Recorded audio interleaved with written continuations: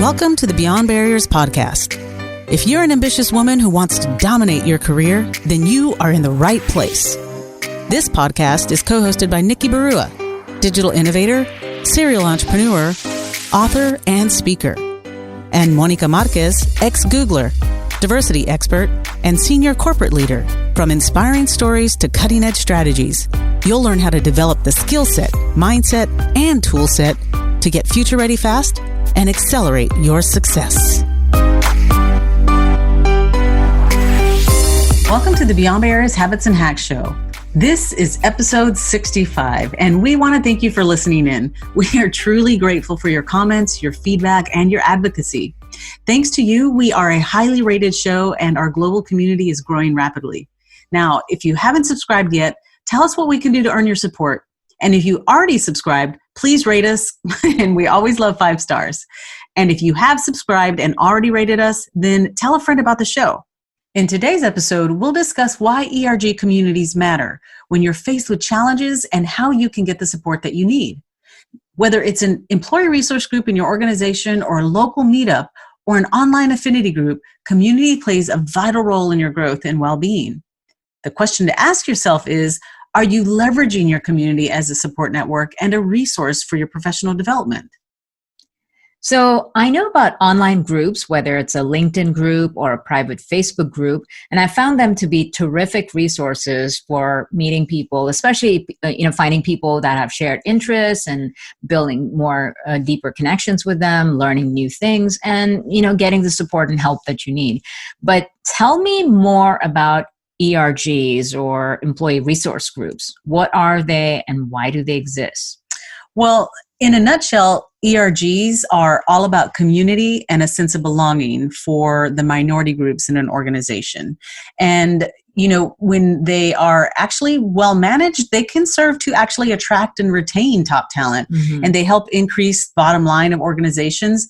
But the most important thing is they build a healthy and thriving workplace culture for everyone. And they actually promote a company's diversity and inclusion efforts, and they create opportunities for networking, mentorship, and other opportunities for personal and professional development.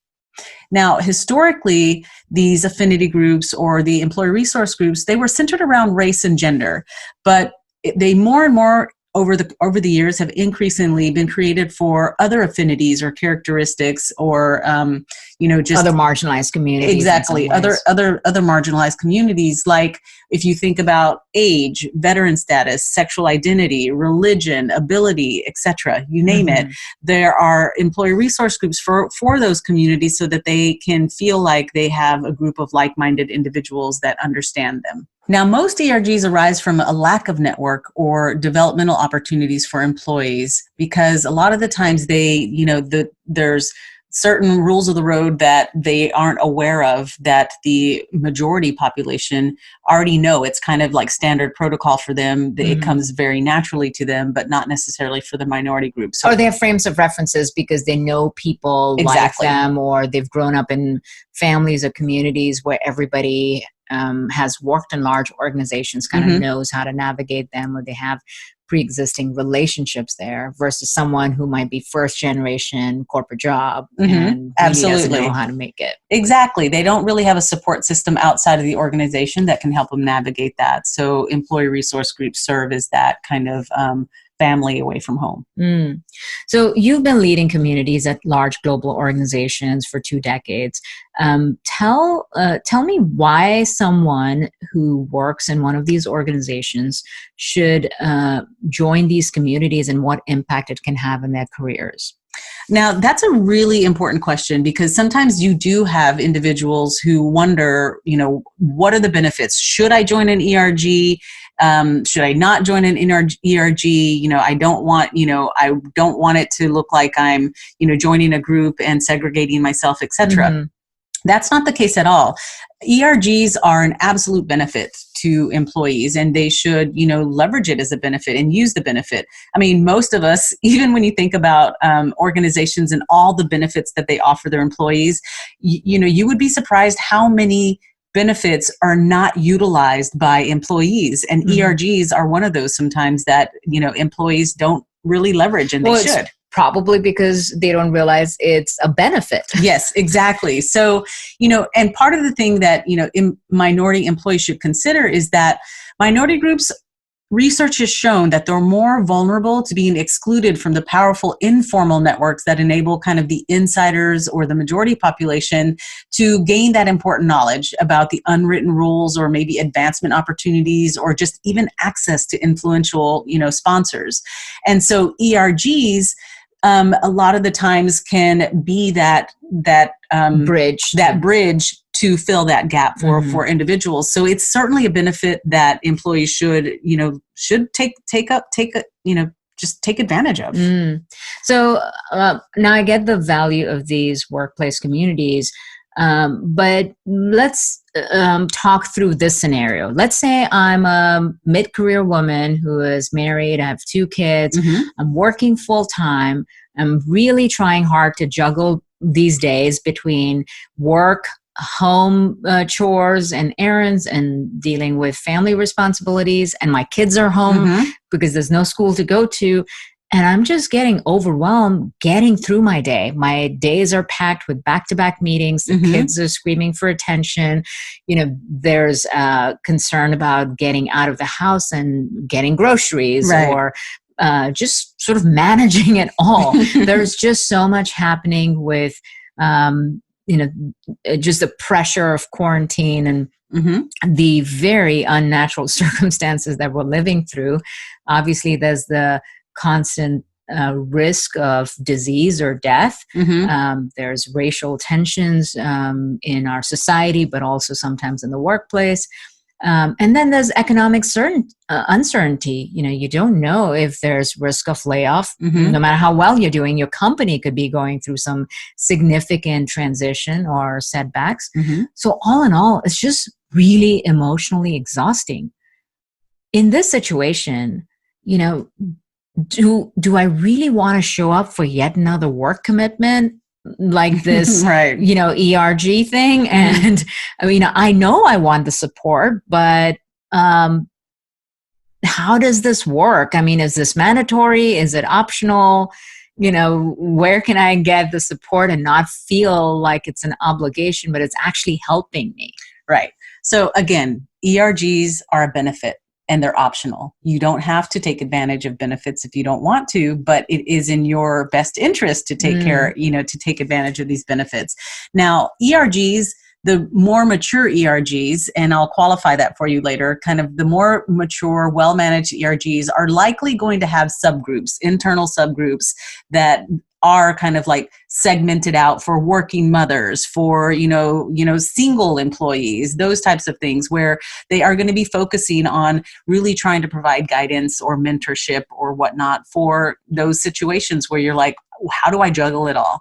And so a lot of the times it's really thinking about what can your ERG offer? Now, again, the more mature ones that have kind of graduated beyond being just a social group or, just creating a sense of belonging or community, the more formal and more mature, organizations are going to have like maybe mentoring initiatives. They're going to have maybe more structured programming that is available. Maybe in a form of kind of on-demand resources that are there that you can just reach out and tap into and use it as much or as little as you want, but it's totally optional.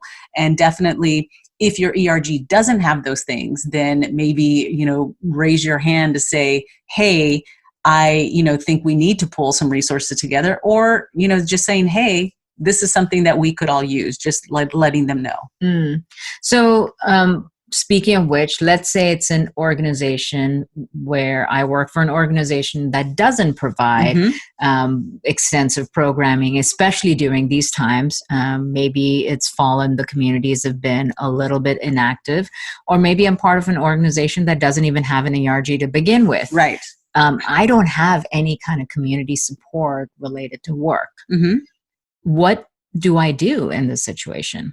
Well, in these situations, it's an excellent opportunity for you to maybe step up and say, listen, I'm sure I'm not the only one feeling this way, and we need some sort of support, and we don't have an employee resource group. Maybe you raise your hand and you say, hey, You go to your senior leadership and you say, I'm struggling. I know a lot of other people are struggling. If we had a formal employee resource group, how do I create one? Most organizations would be open to it. I mean, most of them will say, okay, here are the steps that you have to follow, partner with, someone in the HR department or the diversity team and pull this group together and get support and get some senior leaders around there. So it's definitely a terrific way to really demonstrate your leadership ability and create impact for your organization and other employees who may be really struggling this in the same way and just not having that resource. So again, employee resource groups always start out in an organic fashion. There's always some employees that come together and say, hey, we need this. Let's come together and create a resource for all of the other employees. And a lot of the times you go to your senior leaders and they'll support it by giving you budget to do the things that you need to do. That's such a great point, because it's actually times like these where there's, a group of people, not just an individual, but a group of people that might be experiencing similar emotions or struggles or hardships that can actually come together. But if you don't have the resource and you're thinking about it, raise your hand, be that leader. Exactly. You're not only going to get the help you need, but more importantly, you're going to create impact for others. And what better way to demonstrate your leadership than in a crisis? Absolutely. And be the light that can guide other people as well. Right. And, just to make a point, if you said it is an organization that doesn't have ERGs, well, then create one ERG for all of the marginalized group. And as you start getting kind of that organic momentum going, then you guys can start, then you kind of splinter off when you need to get a little bit more niche and just because there also are some cultural nuances. But why don't you create it for everybody so that you can have a larger impact, and then everybody kind of goes from there and you kind of create the foundation for everybody. That's fantastic. So let's say I sign up to create a brand new ERG, or perhaps I already lead an ERG in my organization. What can I be doing to support our communities during this time? Because there are obviously some serious constraints and limitations. Right. We're not able to meet in person. Everyone's already stretched too thin. There's a lot of sort of budget constraints potentially, or just focus and attention, right? I mean, there's not a whole lot of time and focus right now to deal with things that might not be top of mind to the most senior leaders. So what could I be doing to support communities? Well, first, as a brand new ERG leader, when you say you want to create a brand new community, first you need to listen and learn and find out from your community, what is it that they need? What support do they need to bring their whole selves to work? Now, if you already manage an ERG, there are going to be difficult times. There's macro problems going on in the world, right? And our people, our employees, you can't just shake that or take, drop that at the front door, or when you sit at your desk to start working. It's going to impact you and impact your productivity. Yeah, I mean, that emotional fatigue that people are feeling from the constant cycle of bad news or setbacks or struggles and uncertainty. Exactly. That has a real impact on your motivation, on your productivity, on just your level of engagement in general. Absolutely. And you can't pretend like it doesn't exist and show up on Zoom. And, it might even be personal, right? You might have things happening in your home or your family that are overwhelming. Exactly. And so as an ERG leader, what you need to do is create that safe space, that, psychological safety, or that safe space, because you have to remember your peers, your ERG peers may be the only one on their team dealing with those kinds of, challenges and struggles.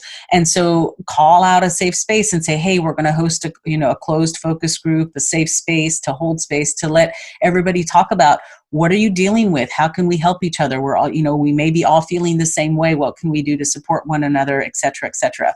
So ERG leaders can certainly create that safe space for their communities, especially when things are kind of escalating for that particular community where, right now we have lots of marginalized groups that are being targeted and that are, suffering, from our, like the Black Lives Matter, racial tensions that are going on to, Asian communities, to religious communities, things like that. So thinking about creating safe space for each of those communities to just let people be able to vent if they need to, right? So it's just creating that safe space. Second, and then also being able to learn from that and make their needs and their struggles more visible to the senior most leadership that may not be fully aware of all the things that are getting in the way. Absolutely. And that is one of the big responsibilities for ERG leaders to kind of, they're the ones with their ear to the ground, and then they go tell their senior leaders of, hey, our community, this is what your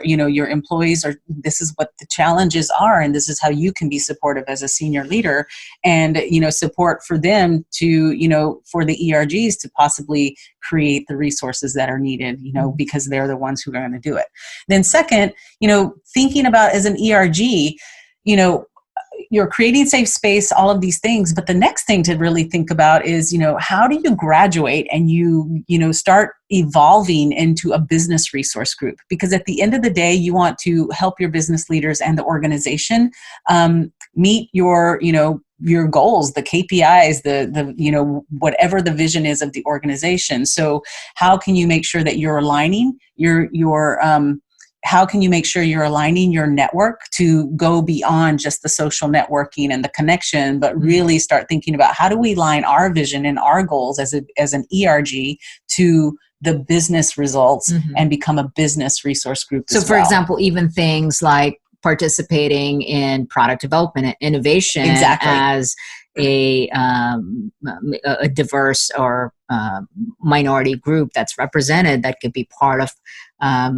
creating more inclusive products. How do you participate in that? How do you help with feature development? How do you understand how to market to those communities and so forth? Absolutely. I mean, I've worked with employee resource groups where they would host kind of, this open call for, product managers to say, hey, we're going to have a hackathon. If you want to, diversity of thought around your product or your product launch or whatever, come to us. And they would kind of create that idea of inclusive and diverse, just thought leadership. So that's actually also another great reason for employees to belong to these groups, because it's a way for you to get your ideas out there, and you have a direct channel to get your ideas for products or for marketing or even about the business in general be heard, because you have the avenue and the platform for it. So by being part of one of these communities, you're representing and connecting the dots between your community and your corporation. Right. And you're helping your company just have better solutions for, the world. Right. So,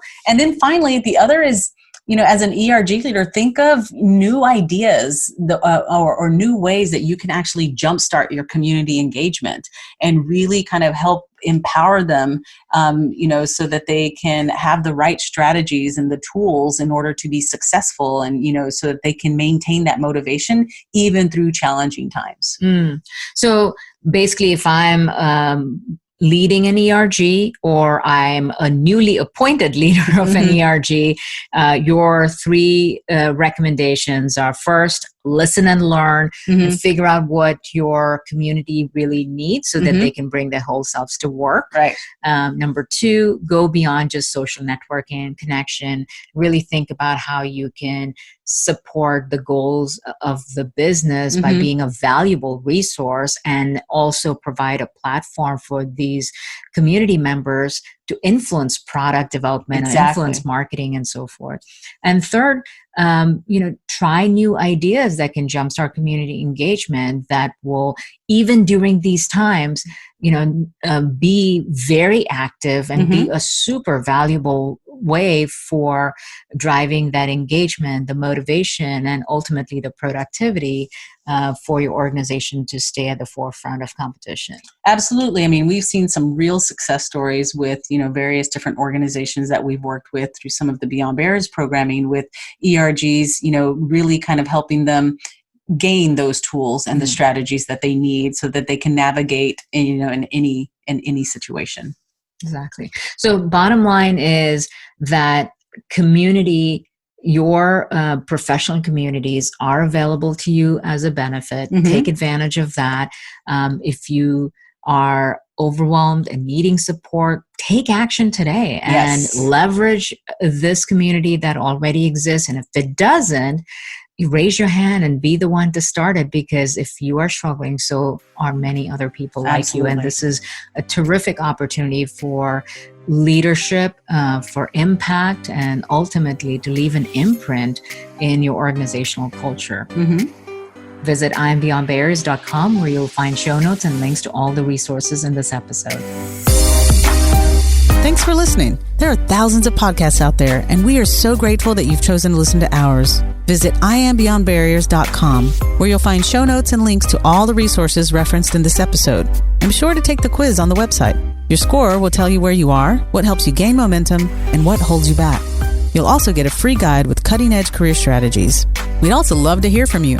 Share your comments and topic suggestions on iambeyondbarriers.com. And we'll be sure to address them in future episodes. If you enjoyed our show today, please subscribe and rate the podcast, or just tell a friend about it. See you next episode.